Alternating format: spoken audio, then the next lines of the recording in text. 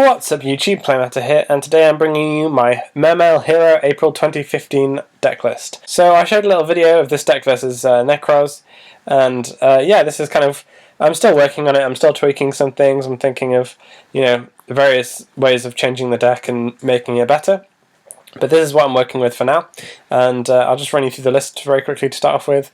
We have 1 Aqua Spirit, 1 Atlantean Dragoons, 1 Infantry, 2 Marksmen, 2 Veiler, 2 Bubbleman, and 3 Shadow Mist, 2 Maxi, 3 Gund, 1 Lead, 3 Lind, 1 Megalo, 3 Pike, 3 Tierce, and 1 Turge. For the monsters, then we have 3 A Hero Lives, Book of Moon, 2 Forbidden Lance, 3 Mask Change Second, Regeki, and 3 Abyss Sphere.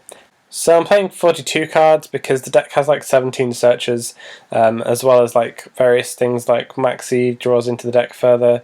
So yeah, there is a lot of search in the deck in general and lots of cards within the deck. When I was testing the deck, I wanted to make it kind of good for the next format. So Maxi's at 2, Veiler's at 2 because I'm not sure which one I prefer more. But I do definitely like both for next format, depending on what deck ends up being the best deck. So yeah, I put in Forbidden Lance just for some protection against things like Book of Moon and Dark Hole against the Necros match. It also helps if they do summon something to attack over it, then you can Lance to to beat any of their monsters in the battle itself. I put in Book of Moon obviously and Regeki as my outs to the Dijin Lock, and Veiler is kind of a pseudo out to the Dijin Lock because it does stop, and Maxi as well actually, it does stop them from keeping going if they haven't got the stuff already in their hand for the whole loop, or if you Maxi their first Unicorn, then they're probably not going to overlay and then special summon a Clausulus as well, just to Dijin Lock you. So yeah, I'll just go through the side deck. We have the 3rd Veiler and the 3rd Maxi. This is very subject to change. The hand traps in general is very subject to change. 2 Dark Hole as more outs to the Dijin Lock. 2 Defusion. All these cards would come in against Shadows, because Shadol like to make a big field, and obviously Defusion helps against Shadol big time.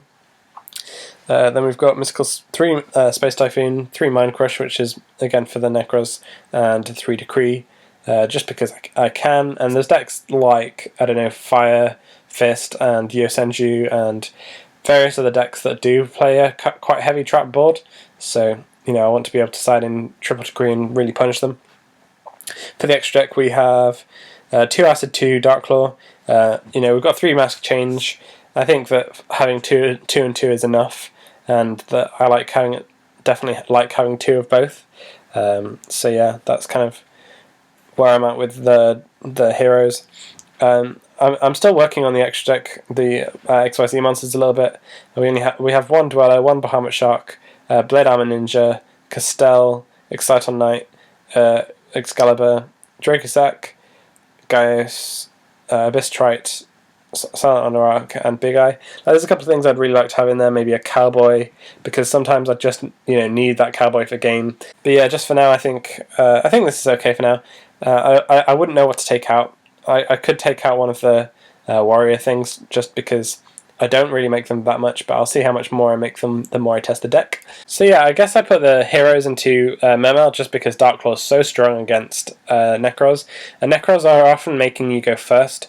So if I can set up a first turn Dark Claw, then they're really going to kind of be annoyed by that, and they're going to have to use their cards like their Regekis or their books or whatever, to get over it.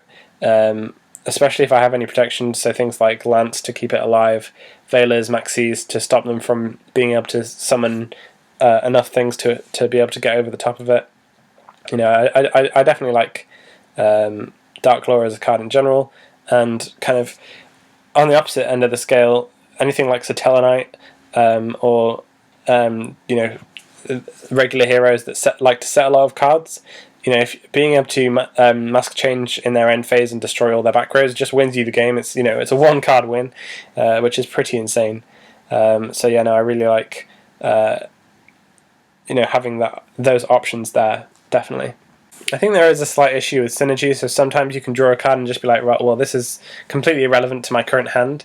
But I think that how good the deck can be does make up for that. So when you're discarding a Gund with Master Change Second, then you get to activate the Gund from that and special summon a Mermail.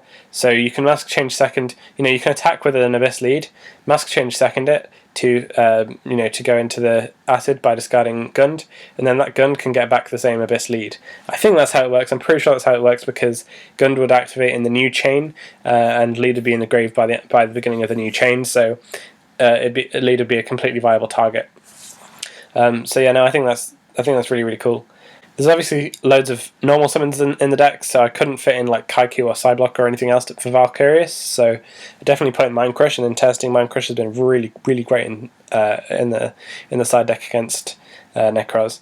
And obviously it'll all develop and all grow over time. Let me know what you guys think of this deck list itself. Let me send me your lists if you're building a hero Mermail deck as well. We're all really interested to find a really competitive, good build for Mermail now that we have lost Tidal, which is why I took out the Undyne engine.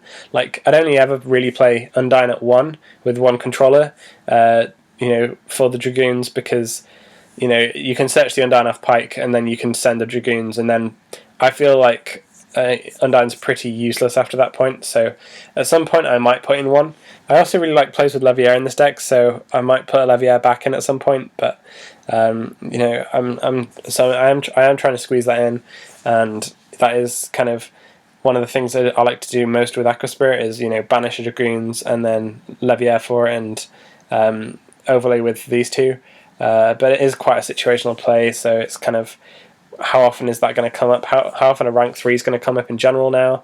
Now that I'm playing, 4 less level 3 monsters, and I don't really ever want to overlay with my Lind or my Gund. I want to be using them for what they're good at.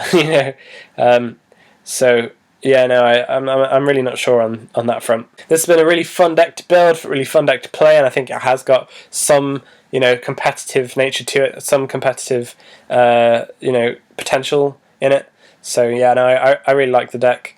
Thanks for watching, guys. Till next time, Play Matter signing out.